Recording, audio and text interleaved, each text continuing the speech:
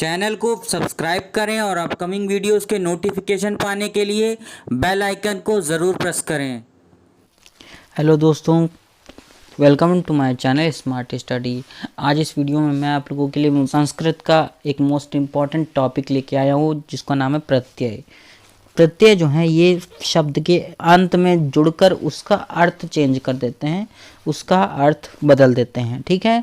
और संस्कृत में 3 प्रकार के प्रत्यय होते हैं। पहला माता होता है कृत प्रत्यय, दूसरा होता है हमारा तद्धित प्रत्यय, तीसरा होता है हमारा स्त्री प्रत्यय। ठीक है। जो हमारा कृत प्रत्यय होता है यह क्रिया और धातु के अंत में जोड़ते हैं। ठीक है। और इनसे बने जो शब्द होते हैं उनको बोलते हैं कृदंत। ठीक है। इनसे 3 प्रकार के शब्द बनते हैं। पहला है हमारा अव्यय, दूसरा है हमारा विशेषण, तीसरा है हमारा संज्ञा। ये 3 शब्द इनसे मिलकर बने होते हैं। तद्धित प्रत्यय, ये जो तद्धित प्रत्यय हैं ये संज्ञा, सर्वनाम और विशेषण और अव्यय आदि शब्दों से जुड़ते हैं। ठीक है। और इनसे बने जो शब्द होते हैं उनको बोलते हैं हम लोग तद्धितांत शब्द। ठीक है। इनका उदाहरण है जैसे ठक प्रत्यय, इनमें इक जो है वो शेष रह जाता है, जैसे कि इसका उदाहरण है साप्ताहिक। तीसरा है हमारा स्त्री प्रत्यय। जब भी हम किसी शब्द में स्त्री तत्व की भावना होती है तो वहाँ पे स्त्री प्रत्यय का प्रयोग किया जाता है। ठीक है।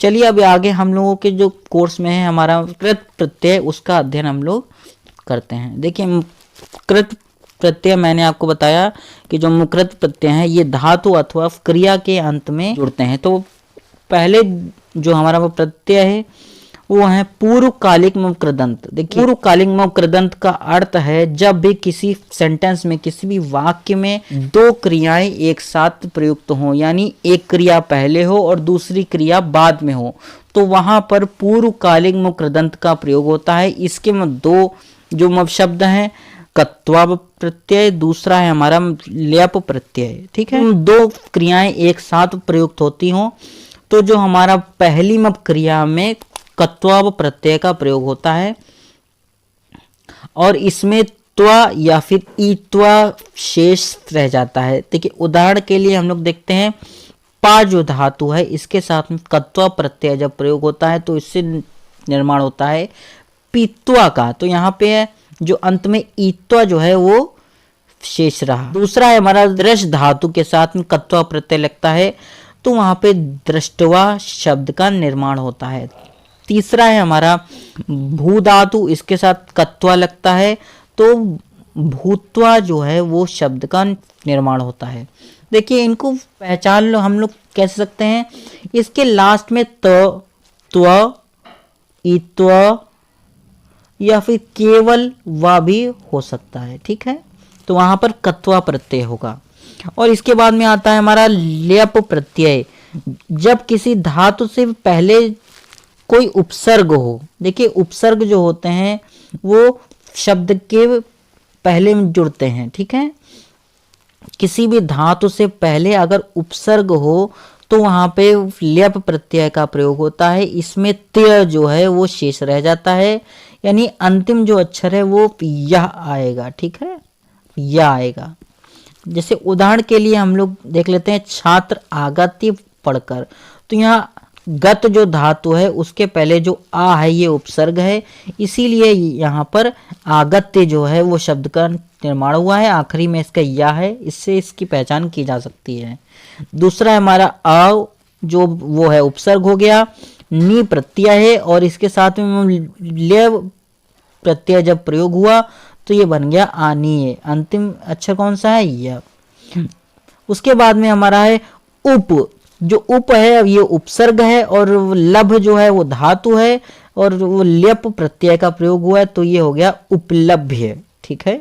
अगर किसी भी शब्द में आगे उपसर्ग है और अंतिम शब्द जो है वो या है तो वहां पर ल्यप प्रत्यय होगा, किंतु अगर उसमें उपसर्ग नहीं है, ठीक है, और अंतिम शब्द त्वा है तो वहां पे कत्वा प्रत्यय होगा।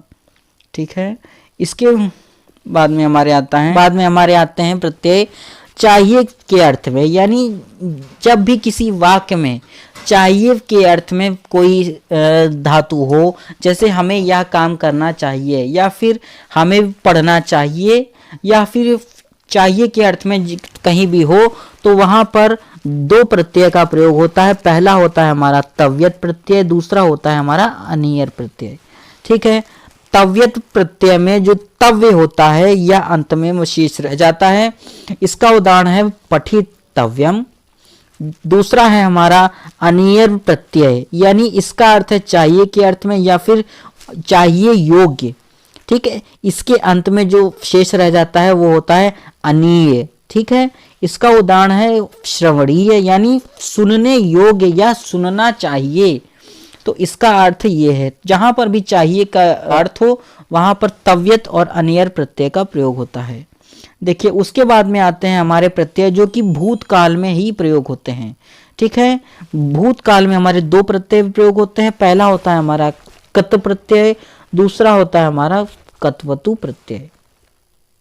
देखिए, जो हमारा कत प्रत्यय है इसमें ता शब्द जो है वो अंत में होता है। ता शब्द अगर अंत में है तो वहां पे कत प्रत्यय होगा। और दूसरा जो हमारा है कत्वतु प्रत्यय, इसमें तवत जो है वो शेष रह जाता है। उदाहरण है भूतवत। ठीक है, तो भूतकाल में हमारे दो प्रत्यय यूज होते हैं। पहला होता है कत प्रत्यय, दूसरा होता है कत्वतु प्रत्यय। इसमें ता जो होता है वो शेष रह जाता है और इसमें तवत जो शांस है वो शेष रह जाता है। यदि किसी वाक्य में वर्तमान काल की निरंतरता का अभाव हो रहा हो, यानी वह क्रिया संपादित की जा रही है, वहां पर भाव आ रहा हो कि वह कार्य कर रहा है या कार्य कर रही है, तो वहां पे यह प्रत्यय प्रयोग होगा। इसमें मुख्यतः दो प्रत्यय हैं। पहला है हमारा शत्र प्रत्यय, दूसरा है हमारा शानच प्रत्यय। देखिए, जो हमारा शत्र प्रत्यय है इसमें अन जो है वो शब्द शेष रह जाता है, और जो हमारा सानच प्रत्यय है इसमें आन जो है वो शेष रह जाता है। जो हमारा शत्र प्रत्यय है इसमें अन के अलावा अन यानी अन, अंति और अत भी शेष रह जाता है, तो वहां पर शत्र प्रत्यय होगा। और शानच में यदि आन, आंति और आत ये अगर शेष रह जाता है तो वहां पर शानच प्रत्यय होगा। इसके थ्रू हम लोग पहचान कर सकते हैं। इसके बाद में हमारा जो अंतिम प्रत्यय है वो आता है हमारा तुमुन प्रत्यय। देखिए, तुमुन प्रत्यय जो है वह मुख्यतः संप्रदान कारक के लिए प्रयोग में किया जाता है। जहां पर भी किसी भी वाक्य में कोई भी मुख्य क्रिया करने के लिए का भाव स्पष्ट करे, और इंग्लिश में जैसे हम लोग इन्फिनिटिव का यूज करते हैं कि किसी भी प्रयोजन को दर्शाने के लिए वर्ब प्लस टू, यानी किसी भी प्रयोजन को दर्शाने के लिए हम लोग इन्फिनिटी का प्रयोग करते हैं, वैसे ही संस्कृत में तुमुन प्रत्यय का प्रयोग होता है जो कि संप्रदान कारक के लिए प्रयोग किया जाता है। करने के लिए की भावना वहां पे उत्पन्न होनी चाहिए। इसमें जो तुम है यह जो शब्दांश है ये शेष रह जाता है।